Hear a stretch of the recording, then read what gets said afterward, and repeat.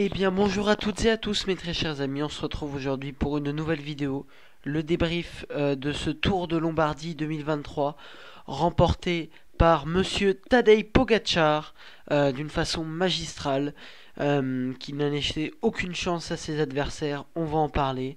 Et comme vous avez pu le voir à la miniature et au tout début de la vidéo, bah c'est la dernière de Thibaut Pinot et je vous avoue que j'ai les larmes à l'œil de ce départ parce que Thibaut Pinot, c'est des émotions exceptionnelles qu'il nous a données. Et d'ailleurs, je donne déjà le rendez-vous pour les carrières de légende. Thibaut Pinot, donc ça sera sur YouTube pendant les vacances à mon avis, où on va faire le grand résumé de sa carrière, ses victoires, ses désillusions, et sur ses routes italiennes qu'il aimait tant, avec en 2018 peut-être la consécration de sa carrière, cette victoire sur le Tour de Lombardie. Euh, voilà, donc juste merci Thibaut, merci pour les émotions, bravo au collectif Ultra Pinot et puis bah ceux qui ont fait ce virage Pinot. Bravo et merci pour lui parce que il le mérite, le coureur franc-comtois vosgien, hein. Voilà, merci à toi Thibaut et bonne continuation et reviens-nous vite. Sinon, sur la course, donc bah, le dernier monument de la saison avec ses kilomètres, ses plus de 200 kilomètres, le Giro di Lombardia, avec bah, ses grandes difficultés, hein, ce mur di Sormano, etc. De grosses difficultés pentues.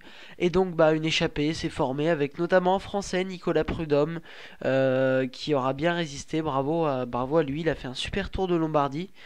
Et puis bah après, à partir des 60 derniers kilomètres, c'est Ben Illy, le champion d'Irlande, qui est attaqué. Et cette attaque a déjà commencé à faire un gros écrémage, mais pas le plus important. Alors il y aura aussi à noter la chute de Remco Evenepoel qui n'a pas pu peser dans les débats.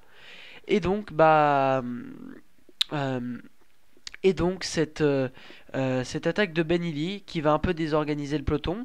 Et puis après, bah, nous avons, euh, nous avons les favoris qui se sont dévoilés vers les 30 premiers kilomètres avec l'attaque de Julien Alaphilippe et, et de Adam Yates. Julien qui a réussi à suivre Adam Yates puis qui lâche pour aller aider son coéquipier Remco Evenepoel qui a craqué. Et puis mouvement de course hein, avec Simon Yates, Adam Yates qui aura fait le grand ménage, Richard Carapaz et donc piégé Remco Evenepoel qui n'aura pas réussi à suivre. Donc grand ménage dans ce peloton.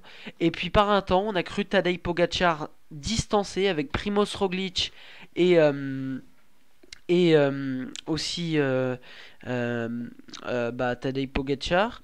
Et donc petit à petit ils ont réussi à revenir. Et puis Pogacar en haut de la dernière difficulté pose une mandrie, mais sans conséquence. Et puis après c'est dans la descente qui va faire la différence. Et derrière ça ne réussira pas à suivre. Et donc Tadej Pogacar bah, va prendre le large et on ne le reverra plus jamais. Et lors de ce virage Pinot qu'on a vu, eh ben, il a fendu la foule. Et puis bah, les belles images hein, de Thibaut Pinot qui après vers la fin de l'étape, qui après fend la foule. Et donc Tadej Pogacar, en haut de la dernière difficulté, bascule avec plus d'une minute d'avance. Derrière, ça joue la deuxième place. Et c'est Andrea Baggioli avec Primoz Roglic en troisième position qui règle le sprint. Victoire juste magistrale de Pogacar qui rejoint les plus grands, notamment Alfredo Binda. Trois tours de Lombardie en plus d'affilée. C'est un record. Franchement, chapeau à Tadej Pogacar qui finit en grande teinte cette saison et donc qui montre qu'il est le meilleur coureur du monde. Personne n'a pu rivaliser avec le Slovène. Formidable Tadej Pogacar et puis bah Thibaut Pinot. Merci pour les émotions qui finit 37ème. Merci à toi champion. Et puis bah Romain Bardet finit 11ème et Clément Berthet finit 20ème. Les Français n'ont pas brillé sur la course. Voilà, petite vidéo. Alors excusez-moi, elle n'était pas exceptionnelle, mais c'est surtout l'émotion qui parle.